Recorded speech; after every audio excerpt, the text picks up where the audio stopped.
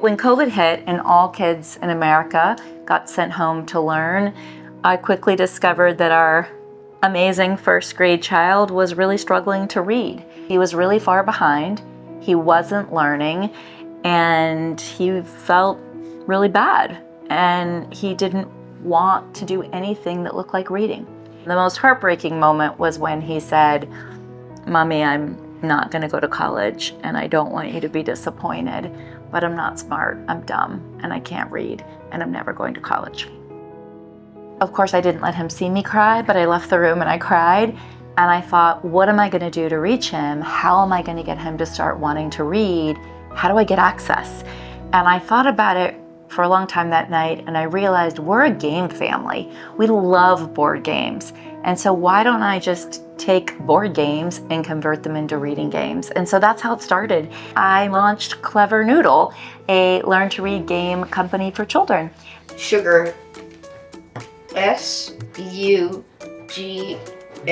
We started with games like this where we went to the pizza, we were kangaroos, we were dogs, we tried to get somewhere, and we just took some cards, we read the words out, and it was pretty fun. It wasn't reading to me, it was playing a game. I was 2 years behind and now I'm on grade level, so you can do it, it's possible. And this was our first game that we launched.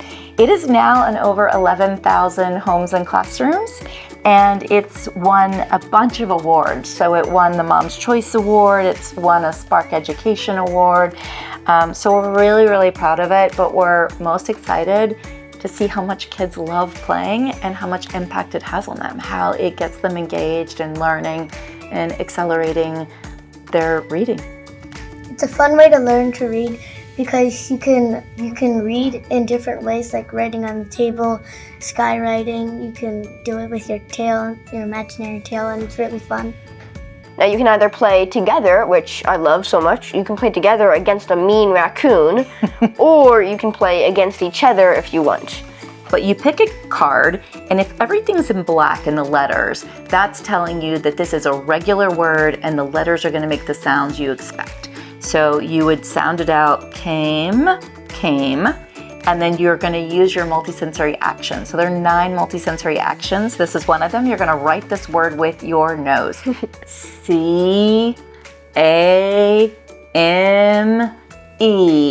came. So that was my multisensory action. And we know from research that multisensory actions help children store words and reading into their long-term memory faster. And then this May, we launched Popped, which is our new game, Popped, the reading game starring Balloon Dog. And it's a collaboration with world-renowned artist Jess Coons.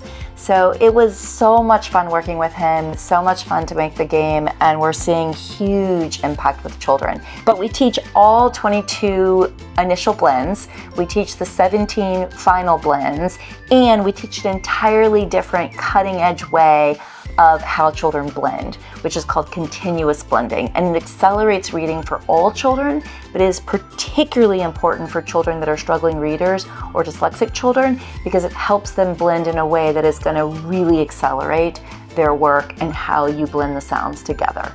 This is the oh no, it's popped, you got to put your cards back.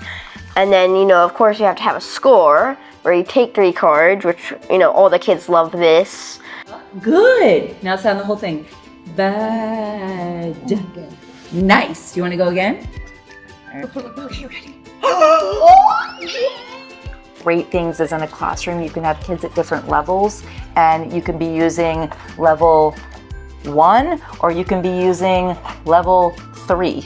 It depends on where the kid is. And so you can have a set of kids playing together, but at different levels. You can have a family playing together. You can have the big sister who's 10 and the little sister who's 5, and they can play together at different levels. I think it's amazing that we can do this for other children, and it's not just a game for people that have dyslexia, it's a game for all people. Even if you don't like the reading side, there's a game side. It's fun, and that's what I really like about it. I like the journey behind it, how much we've, educated people, how many houses we've reached, how many lives we've changed. You know, we're really, at the end of the day, a mission-oriented company. So much so that we launched a charitable organization as well. So we have Clever Noodle, the company, and Clever Noodle, the charitable fund. So we make sure that 30% of all the games that we make go to schools and teachers that serve low-income children, because we want to make sure this is equitable. We want everyone to have access to high-quality games that are going to catapult and boost their reading.